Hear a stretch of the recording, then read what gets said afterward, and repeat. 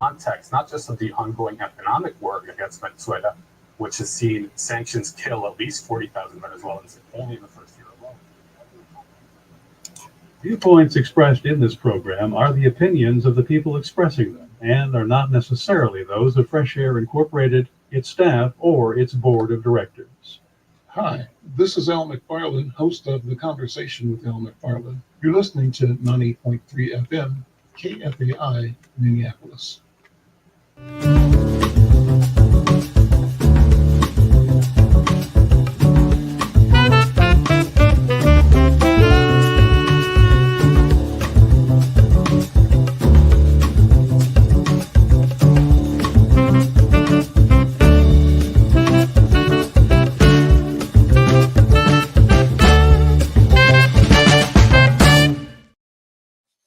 I'm Al McFarlane. Welcome to the Conversation with Al McFarlane.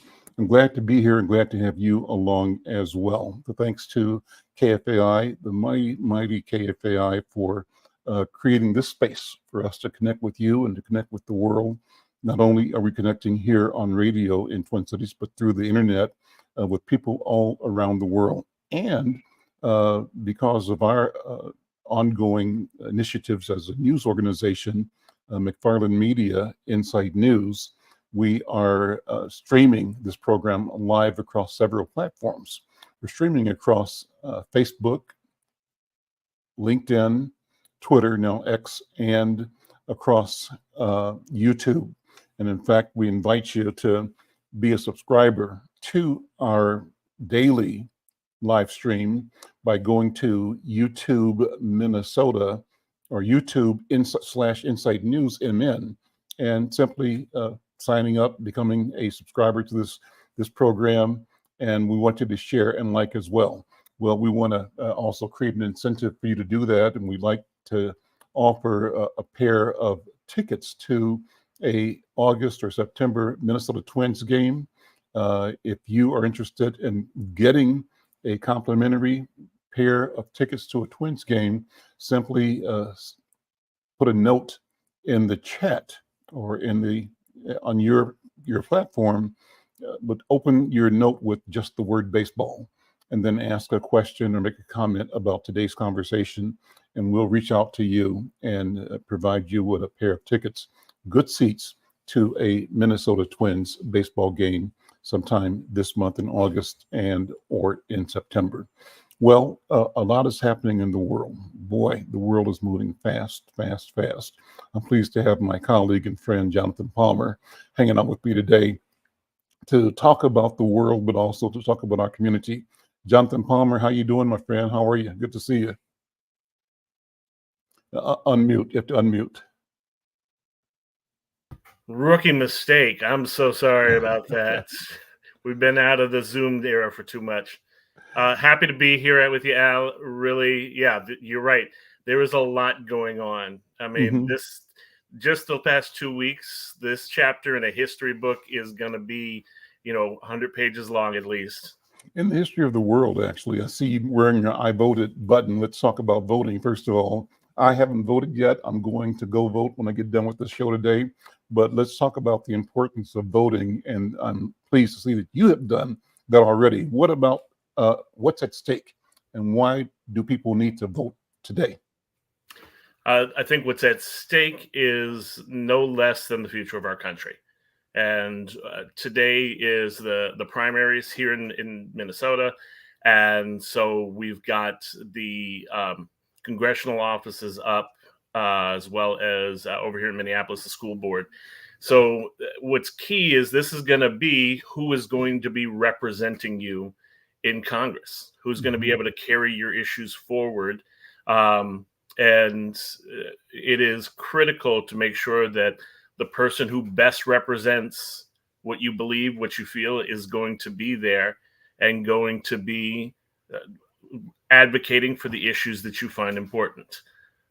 We've seen already on the national stage how much things have been tumbling down with the Donald Trump campaign and the train wreck that happened at the National Association of Black Journalists.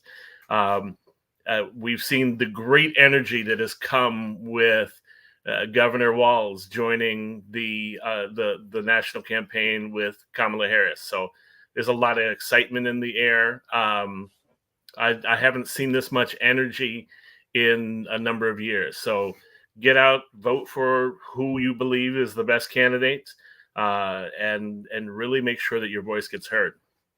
Do your duty. Well, today we've got a great program. My friend Lisa Clemens is here with part of her team. She's the founder and organizer of a nonprofit youth-serving mentorship and job-providing agency called A Mother's Love. But that's not all they do. They do a lot of stuff in the community. That's not all she does.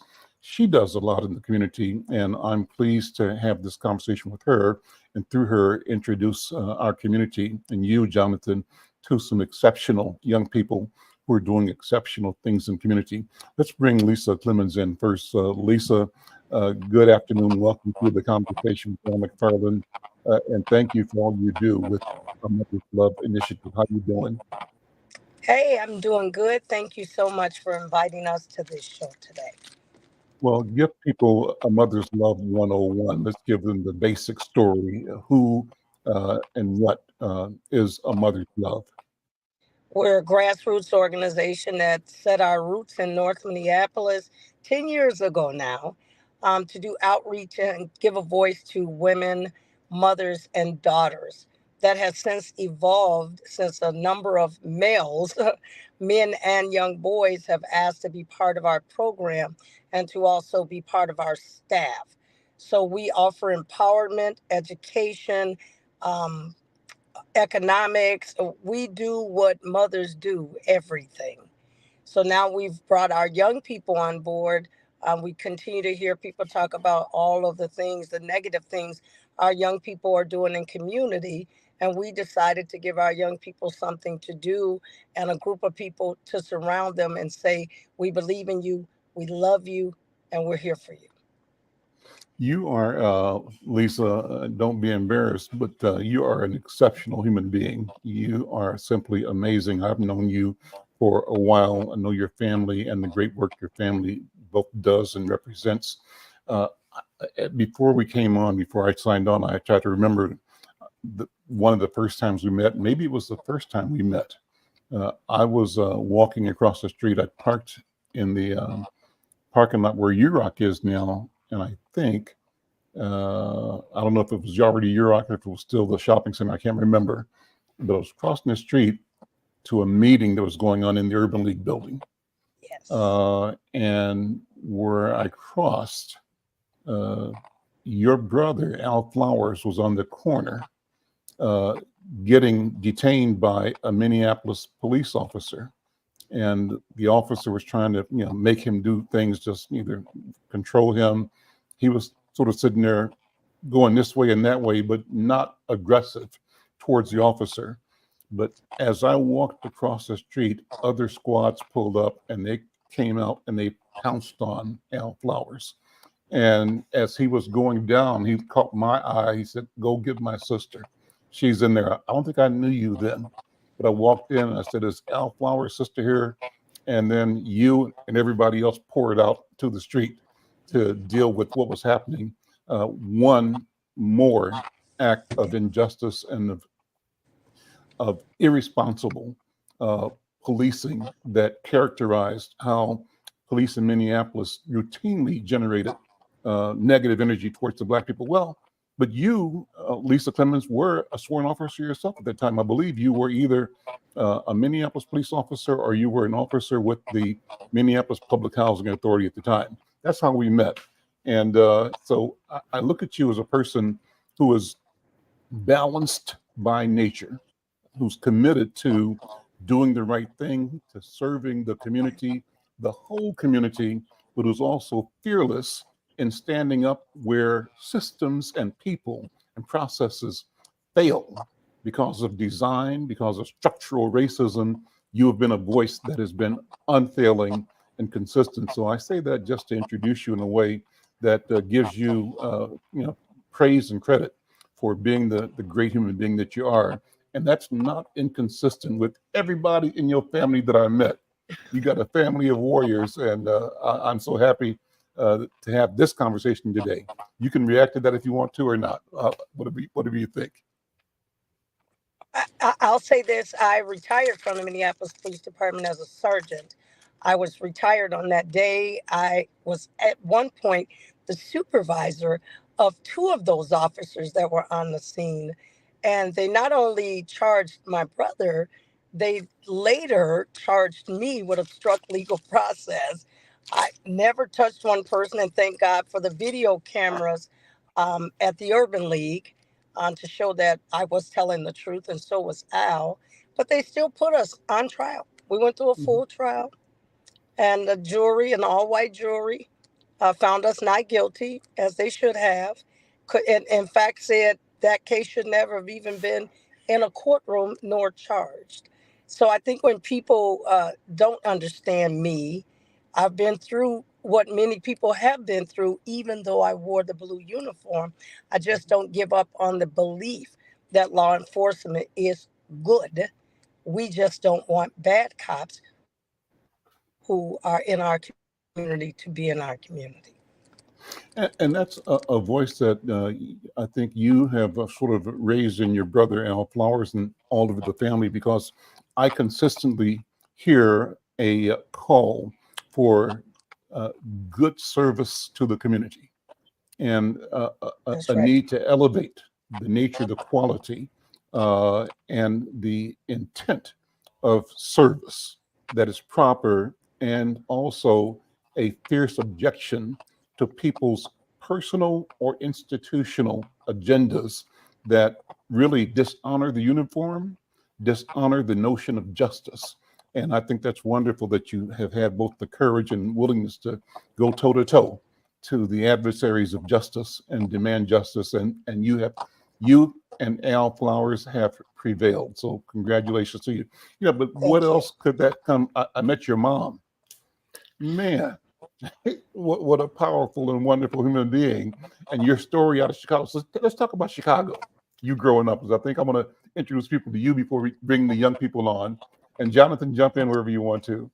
Oh, I'm a big fan of Lisa. Lisa has been doing the work for years, and Al too, right on the front lines. But Lisa has always had this calming voice, even when there's been people on both sides of an issue, getting heated and getting angry. She has always been able to come in and say, well, this part is true, but also you got to think about this part, and let's have that conversation. Let's talk. So I'm a big fan of Lisa's. And so where does it come from, Lisa? What's the background? What's the backstory on you and your family? Out of the South to Chicago and then back. Go ahead, tell the story. It really is my mom. She raised us. We had two amazing dads who were not permanent figures in our life, but she didn't raise us to treat them any differently than we treated her. We had to have the exact same respect for our fathers. Yes, sir. No, sir. We had to show them the same respect that we showed her. We had to represent not just her when we left our home, but we had to represent what she instilled in us. Now, she raised 6 kids. There were 7. My little brother died before his first birthday, but she raised us all the same. Now, some of us made different choices when we got older, but what I realized is that what she instilled in us, even my 2 sisters who fell prey to drug addiction, they circled back around to what she instilled in us. And so coming from the projects in Chicago, we really do know what poverty is. We know what it means to not eat. We know what it means to lay on the floor when those bullets are being fired. Even though we were on the 16th floor, my mother still put us in a bathtub on the floor because she was just that afraid, because they didn't just shoot downstairs in the courtyard. They shot down the porches of where everybody lived. So I always tell people this. I am so grateful for being born in poverty. I'm so different from anybody else. I am so grateful because that's how we learned to make it do what we do, to be invested in our love for people, our love for community, not be judgmental. She invested all of that in us. So when if I could just say this quickly, when I Mhm. wanted to be a cop, when I know I wanted to be a cop. Lisa, take your time. You got all the time in the world. Go ahead. Okay, I'm Go ahead. sorry. Yeah. So when I knew I wanted to be a cop was when my mom went to court for child support. And our dad didn't have any money either. So his option was to pay up or go to jail. He had to choose jail because he didn't have any money. So the police came to our house later that day, knocked on the door, and we were like, "Oh my God, what did Mama do in court that brought the police to our door?" Now we had not had a negative experience with police. That's why I'm saying what you hear will make you feel negative about law enforcement. So we automatically thought my mom did something at court, and they were coming to arrest her. But what happened was some of the officers in the courtroom that day heard her story, saw her cries, saw her pleading, and they came to our house to bring us a dinner, to bring us a holiday meal. Oh, They boy. brought each one of us a Christmas toy. I don't even remember if my mom got anything, but my mom wouldn't have cared about that. She didn't have any money to buy us anything for Christmas. So they brought us a whole meal, entire meal, turkey, ham, everything. And they brought a gift for each one of her kids. I said to my mom then, I was 7, and I said, I want to be a policeman when I grow up. And my mom said I couldn't do it because I was a girl. And being the stubborn person that I am, I said I'm gonna be a No, we policeman. lost our connection real quick. Jonathan, And respond. that's You know, what are you feeling, Jonathan? I think it is really great. I can still see Lisa with there. You know, it's funny. Chicago seems to be kind of the nexus for so much. My mom's from Chicago, and we moved out east to DC, and I grew up out there before coming this way to Minnesota. But there's so many great stories that come out of Chicago and start there, and connect into stories like Lisa's. The piece that gets lost in all of this is, just like America, law enforcement has a complicated history, and it's got some very bad parts of it, but that doesn't mean that every officer on the street is bad. That doesn't mean that every person who goes out there's a lot of good officers. There's been a lot of good chiefs in the history, especially in St. Paul. We've had a few good in Minneapolis, few. And I think what gets into is the people that are behind the badge that don't go with good intent. The people that are there that are doing it for the power, for the authority, to work out some issue they have had since high school, whatever that is, or connecting into a gang, for lack of a better term, that gives them power and authority over people. Those are the bad parts that we have. But officers who are doing that, the ones that do cop shop and take kids to get presents during the holidays, that show up when you need them, those are what we need. That's the great element of law enforcement. And if we could shift it more so that we have more of that, more Lisa Clemens and less of the Derek Chauvins, the world would be such a much better place. Lisa, you were telling a story when your microphone or your video froze up, but continue the story you were telling. You have to unmute again, Lisa. And yeah, go ahead and tell the story. Finish. We can't see that it froze here, so I don't know where it froze. I think it was right after you said that they brought each one of you a gift. Yes. So They brought us a full holiday meal. They gave each one of us a gift. And I recall sitting in the kitchen, my mom was sauteing onion and green pepper. To this day, that is a triggering smell for me. It makes me remember that moment in time. But I told her then I wanted to be a policeman. No, we've got an audio problem now. Your sound is degrading, Lisa. Maybe you can move around or somewhere. I think you're probably out in the parking lot where your office is over north by the Cub Foods. Well, let's go to your colleagues who are in the Mother's Love office and bring them in, young people, and we'll come back. Let's see, and who's here is La Juanda. Tell me if I'm saying it the right way. Lawanda. Yawanda? Yes. Okay. Lawanda. Lawanda. Okay, got it. Lawanda Flowers. Yes. And she's with 3 young people. Why don't you introduce them? Lawanda, you should introduce them. We have Jakai Hutchison right here. Hey, Jakai. Richard Cotton Hey, Richard. and Tashi Burton. Burnett. Tashi Burnett. Hey, Tashi. Well, listen, guys, thank you all for being here. Hopefully we'll get Lisa's sound working properly again to continue the conversation. But let me take the time just to connect with you and to welcome you to the Conversation with Al McFarlane. You guys look great. And for those who are watching on their radio, I have to use my power as a journalist to describe the beauty and the brilliance and the confidence that I see in the faces of this team, Juwanda, right? Lawanda, and Richard, Tashi, and Jakai. You guys look great. Good to see you. Tell me about what you do. Lawanda, you talk about what you do with these young people at A Mother's Love. I'm sorry, I didn't hear you. Talk about what you all do with young people. What are these young people doing for the summer program at A Mother's Love? Well, first off, we have taught them work ethics. That was a strong thing for us.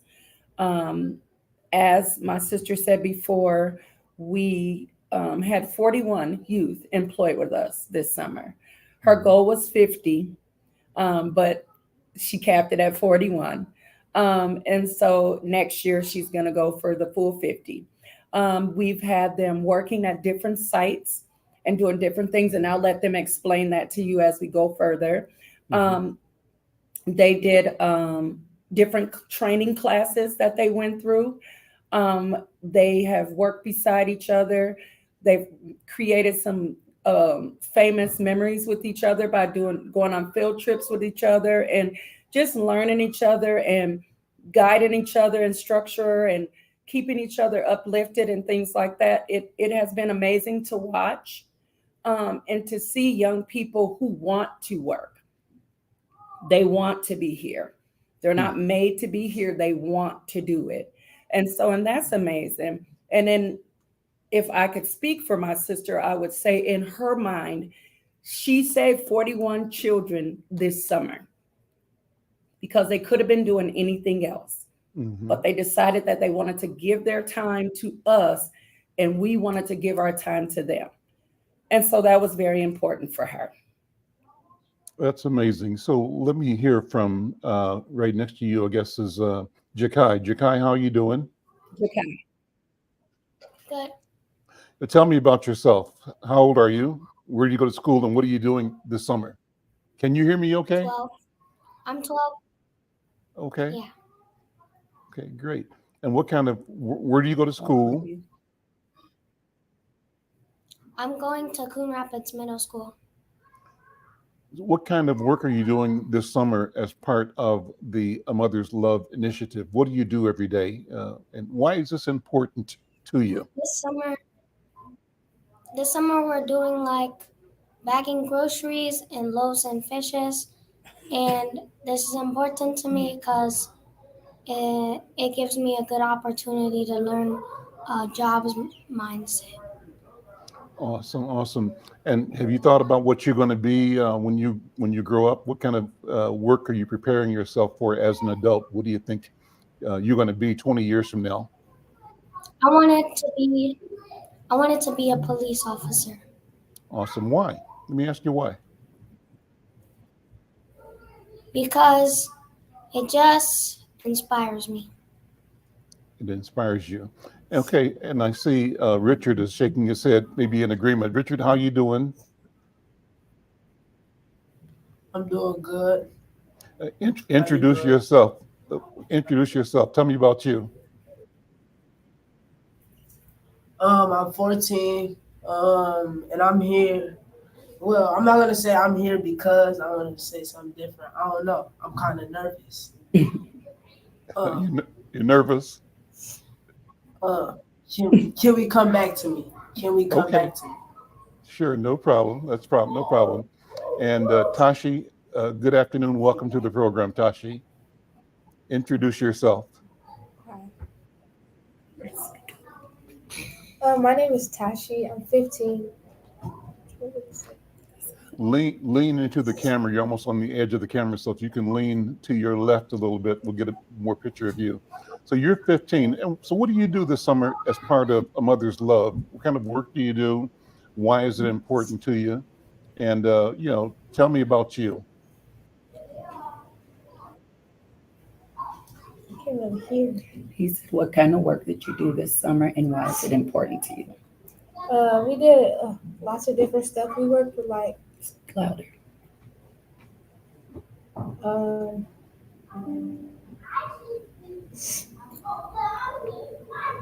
Take your time. It's hard. It's Listen, you guys are brave because being on So he's asking what kind of work did you do? Yeah. We did a lot of community outreach. We work with the community and help different people out on the streets and stuff. And Okay, that's cool. Jonathan, why is it important that we engage young people? What's the value here? What does this mean for community? What do these experiences mean for them and for all of us in community? Jonathan Palmer. I think did one of you want to? Can you repeat that? I can't really hear you. Oh, he was asking me to talk about why this is important. Our young people really are the future. And while you hear that colloquialism so many times, you really have to be investing in young people, and we need organizations like A Mother's Love to be able to help shape young people and help them get in the right direction. We lose too many young people to violence. We lose too many of them to drugs, to addiction of all kinds. And there is a need for in the early ages, the K-8 quality education. We need programs like this that are going to work with youth and help them engage in positive directions, but also to see mentors and adults to understand the stories like Luanda's and Lisa's, and be able to see in them who they can be. And the young man talked about how the police officers inspire him. So look also around who he's got right there that can help inspire him and help inspire the young people to find good, positive directions. And that generation then becomes the next one that builds upon that. And it goes to the generation after that and the generation after that. And pretty soon you've got a whole community, or I think a village, as A Mother's Love is doing, being restored within the community and being able to connect people into what they need and be able to provide inspiration and connection. Looks like we've got some more people joining, some more young people. Yeah, Yep, and I'm here as well. I'm Monique. I'm one of the supervisors. Absolutely. I will jump in and say a lot of why we do it is to show inspiration and motivate these children who are not necessarily getting in trouble, because society plays a big part on the kids that are out carjacking and doing things and stealing, but they don't give praise to those who are not, who are trying to work, who are trying to help the family as well. That's great. And your sound is good. Thank you. You should change your, put your name in maybe Cooper, you can add her name. Too. I just stepped in so she can go swap out. That's fine. That works. I'm glad that you're doing that. We should add your name so people can see your name along with Lisa's name in the description. Maybe you can say your name again for me, and Cooper can add it. You can modify it. Tell me your name again. My name is Monique. I am actually the CFO for A Mother's Love Initiative. Oh, great. Okay. And you could make that Cooper, so it says Monique and it says Lisa as well. So when they're both there, we're back. Well, you got some more people that have come swapped out. This is great because we want to give every young person a chance to have her voice or his voice presented today, as many as possible. Luanda, introduce the three different people that just joined us. We have Tavens. We call him Duke. And then we have Doris. Tavis, how you doing? Tavis, can you hear me? Say it again. Tavis, can you hear me? Can you hear me? Yeah, we can hear you now. Okay, Tavis, how are you? Yeah, I can hear you. Welcome to the program. I'm good. How about you? I'm doing really well. I'm excited to be talking to you. I mean, you don't know how important it is for us to have this conversation. You guys, Tavis and Duke and Dory, what's the Doris. Doris. Taven, Duke, and Doris. You guys look so good and you sound so good. And so I just need you to know that people that are watching you are impressed and pleased that you are able and willing to talk about what you are feeling, thinking, and experiencing. So, Tavis, let me ask you first to tell me who you are, and what kind of work you're doing for the summer program at A Mother's Love. I'm kind of like a guy that's all around the board. To be honest, I feel like I help with a lot, like most of the things around here. I'm 14, going into high school. I'll be going to North.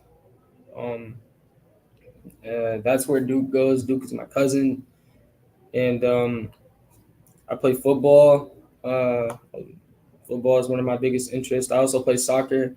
And one thing that I'm always getting told and reminded of that helps us a lot, especially with like bagging and Cub or when we're at food shelf sites, is my ability to speak Spanish. I'm the only person in the workspace that knows another language, and I value that a lot, and I like to use my skill. Well, listen, you push my button. I am Afro-Cuban. Yo soy cubano y por eso debemos hablar en español. ¿Dónde aprendiste español? Where did you learn Spanish? Y contesta en español, por favor. Yo estaba aprendiendo español desde kinder. Yo fui a una escuela de inmersión para la escuela primaria y para la escuela de middle school. Por eso yo estaba aprendiendo español desde kinder hasta hoy día, y yo me gusta aprendiendo español y quiero expandir mi vocabulario poquito más. Yo estoy muy fluente, pero quiero ser más fluente cuando hablar con otras personas de esa cultura. Excelente. This is excellent. This is so wonderful, man. You're after my own heart. I call myself a linguist, and I studied Spanish in school, but my dad is from Cuba. And so we heard Spanish around the house. We didn't speak it every day, but I was familiar with the energy, the feeling of it. And what it did is it gave me a feeling that I could learn Spanish. And that's what I did, starting in junior high and all the way through university. I excelled and have always been able to use Spanish and other languages as well. So glad, mucho gusto en conocerle. Y qué bueno, qué bueno, qué bueno. Keep up the good work. What do you plan to do with your language skills in the future? Where do you see yourself going? I plan on learning more languages, especially with like my family's just so expanded. My dad's mom is from Chicago, but my dad's dad is from Europe, and he lives all the way out in Austria. Mm-hmm. So I plan on learning like a little bit more German. I also want to take after my mom and learn some French. just because it's literally like a little bit of steps away from Spanish. Yep. I feel like that could be very manageable for me. And I want to also, I also want to like bring back like teaching sign languages in schools. I feel like they do that in preschool, and then after that, it's like they don't teach it anymore. I feel like learning sign language is a really important language that I feel like everybody should learn. I got one more thing to drop on you, my friend. You might want to study hieroglyphics. So I'm studying ancient African language. The language is called Medu Neter. Medu Neter is the ancient Egyptian word for divine speech. And that comes from us, you and me, our people are the originators of divine language. So I'm dropping it on you because I'm so impressed. And I'm not sure why I happen to have this thing ready, but it must have been waiting to share this with you. But this is something you might want to consider, is learning hieroglyphics. You probably will do Latin and maybe Italian and Portuguese, but language is language and language is divine. Let me go to Duke. Duke, how you doing? You got a great cousin. Duke, how are you? What you say? You got a great cousin. Yeah. And I'm sure greatness runs in your family. Yeah. I'm a nice Dotson. Something that I feel like I basically I have the role of being a youth supervisor. So I'm mostly managing the kids and making sure they're doing what they're supposed to and stuff. That's my role. I am a student athlete at North Minneapolis Community High School, and that's pretty much it. Okay, Doris, talk about you. Doris, how are you doing? If I can say something about Duke. Go ahead. Yes. Doris. Well, go ahead and talk about Duke first, if you would. Yes. Oh, okay. Yeah. If I could say something about Duke, when Duke started with us last year, his first week into working with us, Lisa saw the potential in him to be a leader. And that second. We're having some bandwidth problems. We've lost the screen with both Monique and with so. Oh, I'm still here. Well, I'm sitting outside waiting on them to come back in, or I'm gonna go in there and give them my phone. Well, while we're getting our signal back, because they're not on screen right now, Monique, you're there. I'm so impressed. I'm so pleased to be hearing their voices and their stories. And obviously, young brother knocked me off my feet with the Spanish. That was so good to hear that and someone to talk to. So I got a new friend with Spanish now. I utilized him last year because we were doing food security at the sanctuary, and there were people that they were not helping because they couldn't understand them. And so Taven came right in like, oh, I can help them. And I'm like, yeah, are you sure? And he literally helped every Spanish speaking participant that came through their door. What a gift. What a gift. Welcome back, you guys.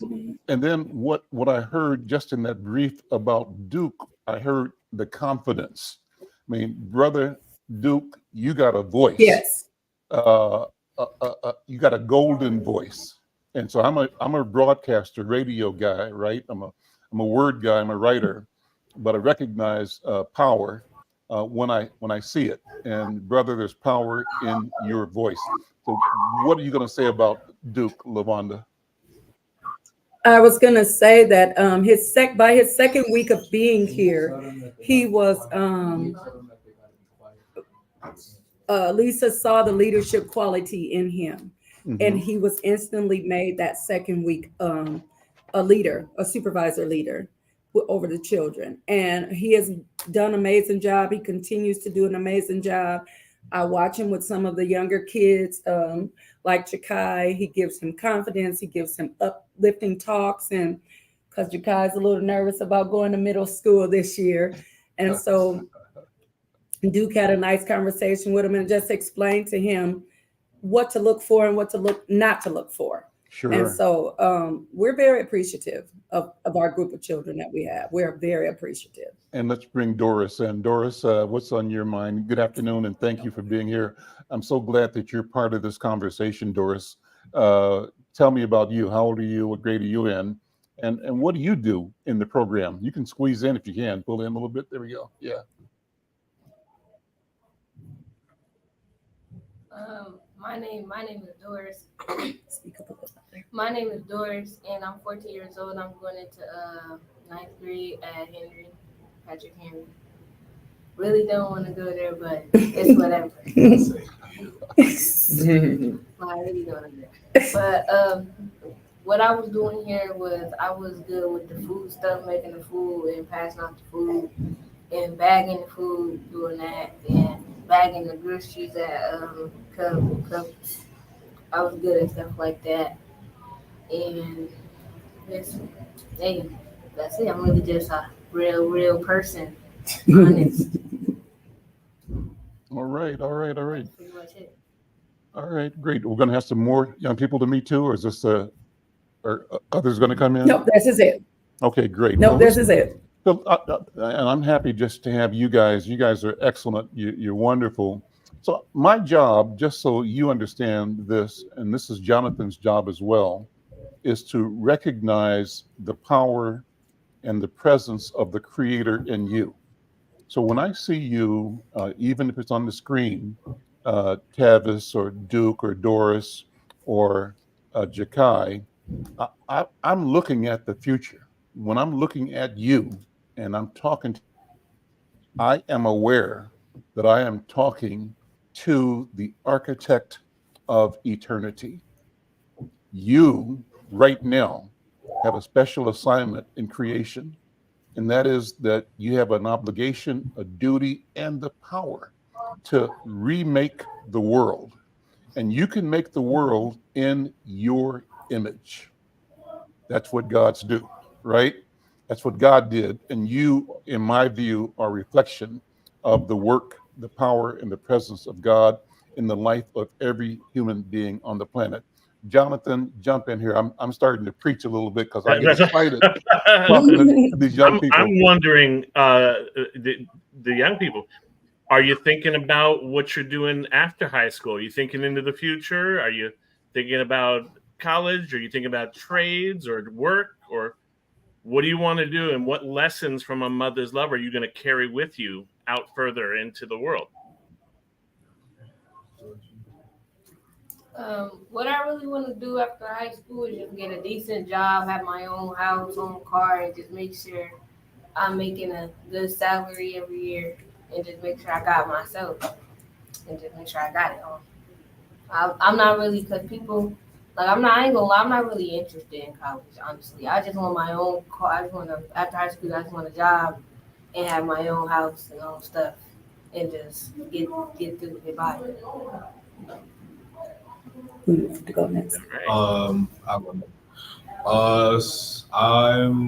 haven't really, like, I'm thinking about it, but like I haven't really made a decision, but I'm more so leaning towards becoming a history teacher. And I would say I would take the new strategies and like stuff that I've learned with dealing with the kids here into teaching. Okay. For me, I have big dreams for myself. I kind of want to go to the NFL, be at the position of running back, and I also have a plan B. If that doesn't work out, then I kind of want to be a therapist. I just feel like I've always been one of those people that people like to talk to about literally almost anything, and that's another reason why I'm trying to learn so many languages so that I can talk to a lot of different people and help solve problems and conflicts. That just amazing, just amazing. Jonathan, jump in. That is just great. Goes. We have one more. Go ahead, Jakai. Like I said, I want to be a police officer. Something you learned from working with us. And something I learned from working with these with this company is I learned how a job works. That's really good. And all of you, it is really great that you've got ideas and goals, and now you just got to work hard towards those, and you're already on your way. I mean, being a part of a mother's love is a real pathway into having your own home and your own car and a great job, or heading into the NFL, or becoming a police officer, or even a history teacher. So you've got some great paths ahead of you. As you go down those roads, if you should start taking a look, take a look at HBCUs. Those are a great place. Al and I both went to Morehouse. Our next president went to Howard. But there's also some great schools here in the Midwest as well. So take a look at that and just start to plan. And these are the times where you can make connections with people that'll help you get to the job or help you get to the police academy. So you're right in the right place. You're doing the right things. And it is wonderful to see the energy that you all have and the commitment. That's something that is so important. And we don't see with a lot of young people today. So I wish we had more that are like you, but maybe as we see you out, I've seen you out at Cub and I've seen you out back in those groceries. I think as people see you, you're going to get other young people to say, hey, I want to go be a part of that. How do I get involved and get connected into that? 41 this year, 50 next year, right? So more jobs there. So I'm interested. Absolutely. 50 next guys, year. Another thing, they also, there's 8 of them who were chosen to go on an HBCU tour in Washington, D.C. in October. So that's another thing that the high schoolers can get out of it as well. That's awesome. That's awesome. Thank you, Monique. I'm interested, guys, in how you look at the political season that we're in. I believe that people at your age, 12, 13, 14, 15, are already paying attention to the political landscape. Now, you can tell me I'm right or I'm wrong, but are you all watching the election? What does it mean that there might be an African-American, a Black woman as the president of our country? And how do you all look at the craziness around Donald Trump? What do you think? Tab, start with you.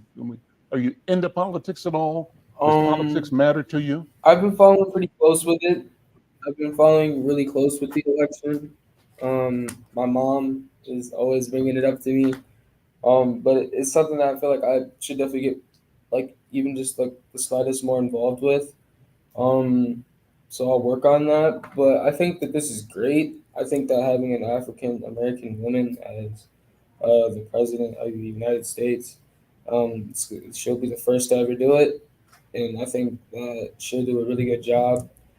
I think that it also means a lot having our Minnesota governor helping her out. And I think that this is going to be a huge improvement over Donald Trump. And like, I just agree with a lot of the things that she wants to help out with the country. Duke and Doris, what are your thoughts about the political? I haven't really been keeping up with it because, you know, I'm going into my senior year, a little busy.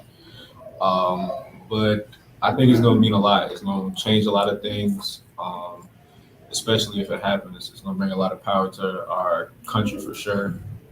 But I can't wait to see. Okay. And Doris and Jakai, does politics get to you guys yet? Are you thinking about political activity in the community? Jakai, you first. I haven't really been following with that type of stuff, but honestly, I think Kamala Harris should be president. All right, that's great. Doris, what are your thoughts? I feel like, yeah, Kamala Harris should definitely be elected. Awesome. I definitely feel like Kamala Harris should definitely be elected because she's a strong Black woman, and Trump is just Trump. All right. Is Lisa still there? Is she next to you there?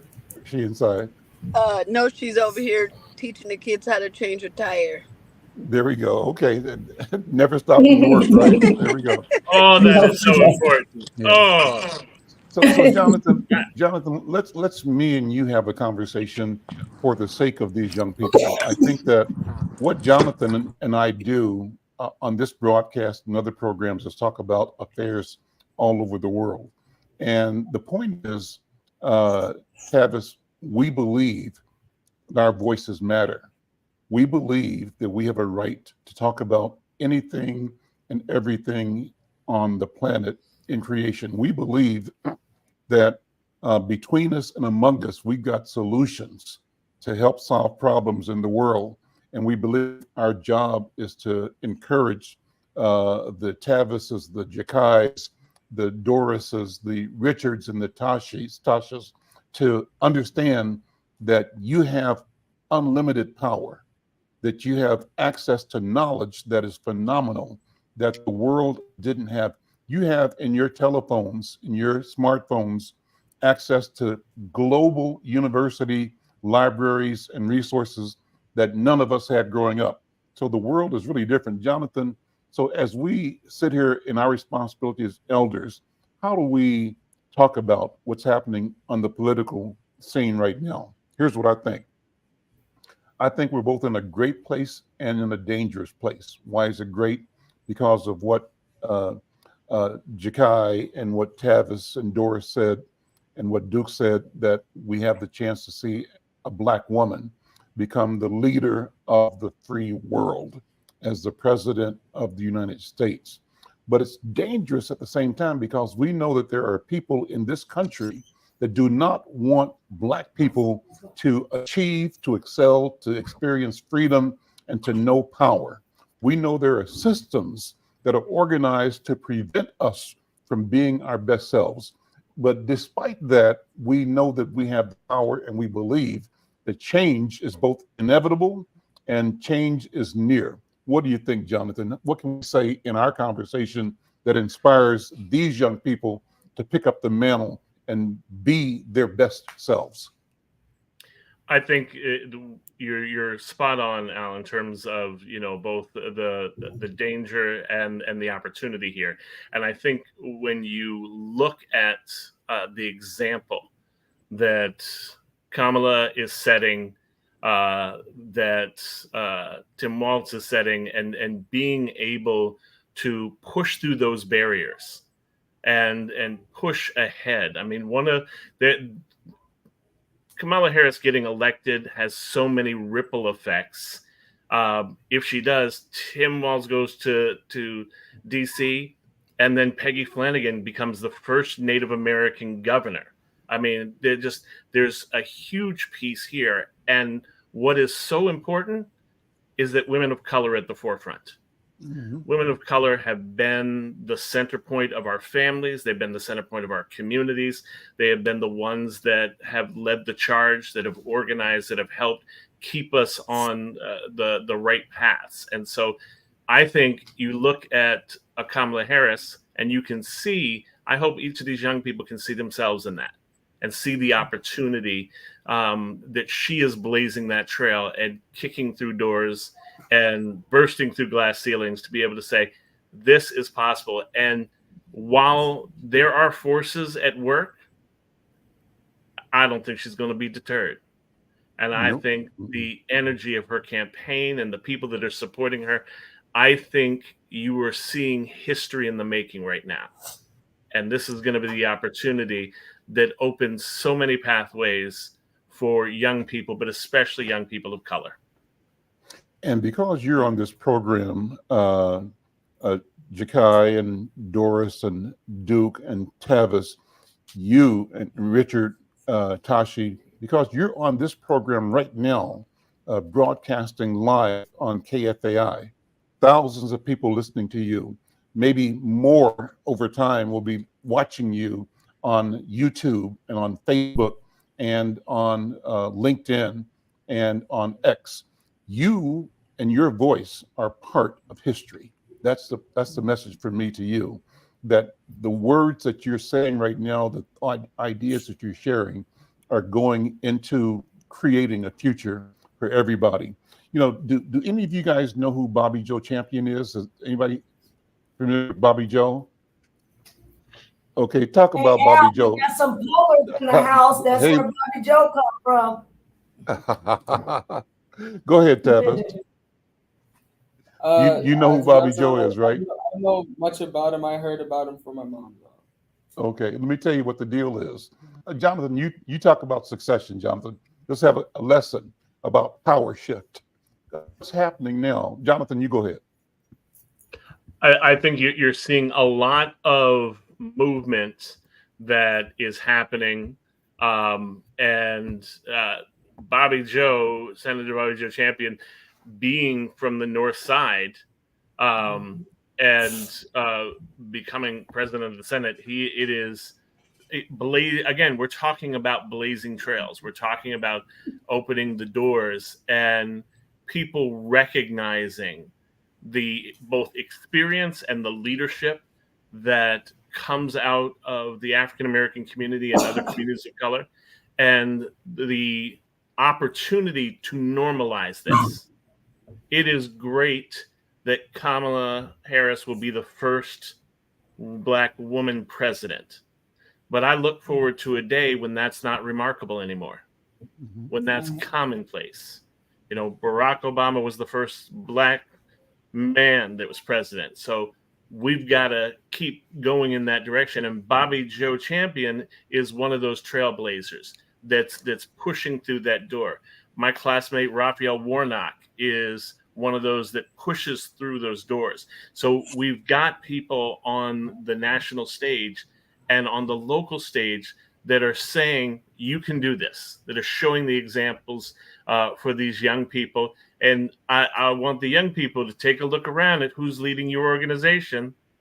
Just like Kamala Harris, you've got 3 strong Black women who are leading your organization, who are serving as examples. And I hope you're taking lessons from them and mentorship from them and understanding how special an opportunity you have with that. And that's what we got to look for. Because next, you know, in 10 years, I want to see Jakai and Doris and all of them out there with stories that we can come back and say, hey, look, we knew them back when they were in A Mother's Love. And now, that's right. Greatest history teacher in Minnesota is out there, and his name's Duke, and we know him. So a history teacher from southern Minnesota is now tapped to be the next vice president. I'm saying, I think I'm looking at a history teacher from North Minneapolis who could be a president or a vice president of the United States. I'm looking at somebody that could be a state representative, I believe, a city council member. And so I'm predicting, Jonathan, that one of the people I'm looking at right now is probably one or two of them will probably end up in public service, either at the city council, maybe at the mayor's office, maybe at the House of Representatives, maybe at the Senate. Bobby Joe started where you all are started as a kid in the neighborhood, out of the way in North Minneapolis, and went from to the House of Representatives to the Senate.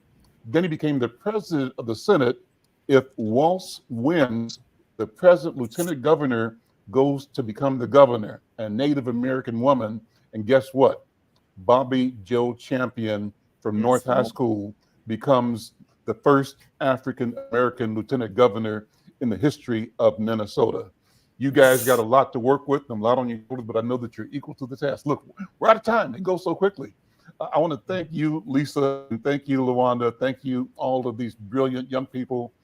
Thanks to Jakai, thanks to Richard Cotton, to Tashi, to, let's see, who else I missed? Tashi, Richard, then Tavis, and Doris, and Duke. And thanks also to Monique. Thank you all for being here today. What a wonderful program. Look for a story on you in the next issue of Inside News. We'll see you next time. Take care. Bye-bye. Finally, last thing, I'm going to make sure you all get tickets to the Twins baseball game after we talk, okay? Yes. Thank you.